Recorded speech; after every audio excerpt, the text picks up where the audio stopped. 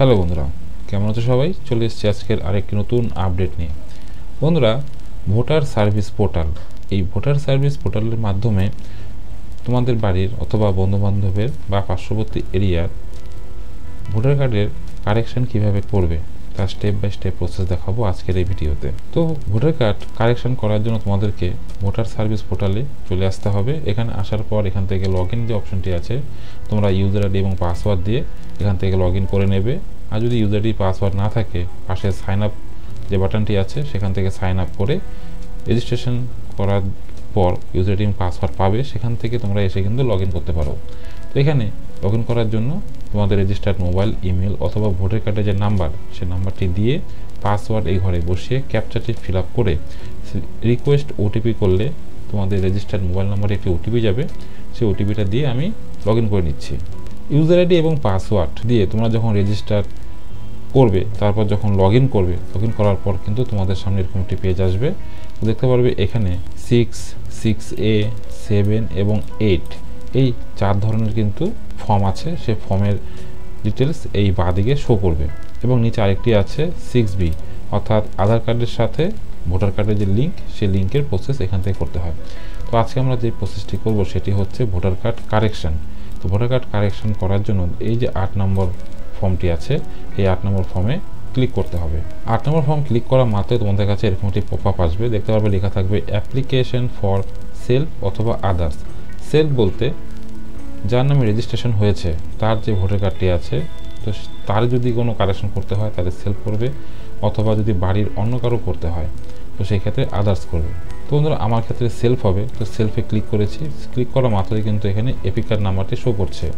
তো এবার কী করতে হবে, এখান থেকে সাবমিট করার পর তোমাদের কাছে এরকম একটি পপ আপ খুলে আসবে, যেখানে যেই ভোটার কার্ডটি আমরা কারেকশন করব সেই ভোটার কার্ডের পার্ট নাম্বার এবং সিরিয়াল নাম্বার এখানে শো করবে। আর এখানে দেখো নিচে কতগুলি অপশন আছে। প্রথমে আছে হলো শিফটিং ফর রেসিডেন্টস, তারপরে আছে correction from entries in existing electoral role, তারপরে আছে issue of replacement epic without correction. তো এখানে তিনটির মানে হলো বন্ধুরা, যদি আমরা কোনো এক জায়গা থেকে আরেক জায়গায় ভোটার কার্ড শিফট করি তাহলে প্রথম অপশনটি নিয়ে নেব। দ্বিতীয়টি হচ্ছে কারেকশন, যদি আমরা ভোটার কার্ড কারেকশন করি সেই ক্ষেত্রে দ্বিতীয় অপশনটি।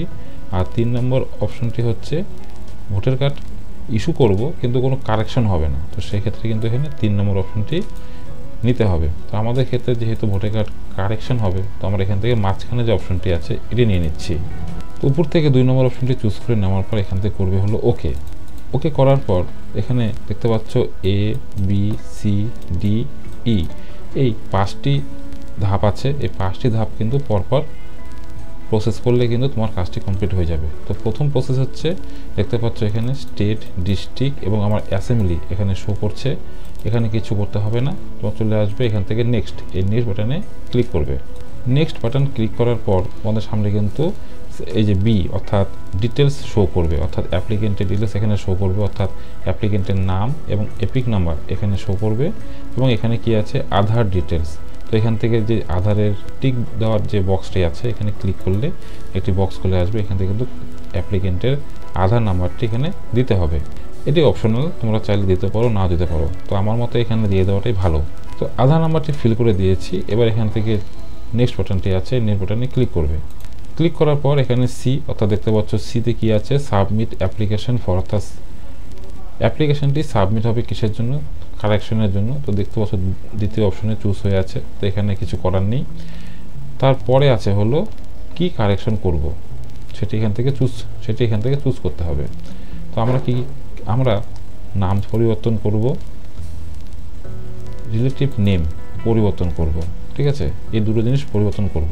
তো এখানে যখন টিক বক্সে টিক দিলাম, দেখতে পাচ্ছ নিচে কিন্তু বক্স খুলে গেছে, অর্থাৎ সঠিক নাম কি হবে সে নামটি দেওয়ার জায়গা চলে এসেছে এবং রিলেটিভের নাম কি হবে সেটি কিন্তু চলে এসেছে।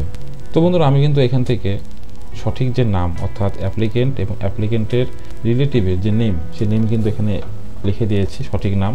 তো তোমরা যখন এখানে লিখবে তো তার বাংলা নাম কিন্তু অটোমেটিক নিচে চলে আসবে। যদি কোনো কারণবশত বাংলা নামের লিখতে গিয়ে মিসম্যাচ হচ্ছে, তো সেক্ষেত্রে কিন্তু তোমরা পাশে দেখো লেখা একটি কিবোর্ড অপশন আছে, যদি তোমরা এখানে ক্লিক করো তোমাদের সামনে কিন্তু এরকম একটি কিবোর্ড খুলে আসবে। তোমরা কিন্তু এখান থেকে সেই কিবোর্ডটি ইউজ করে নামটি সংশোধন করতে পারবে। তো লেখা হয়ে গেছে। তো লেখার পরে এখান থেকে এবার সাপোর্টিং ডকুমেন্ট আপলোড করতে হবে।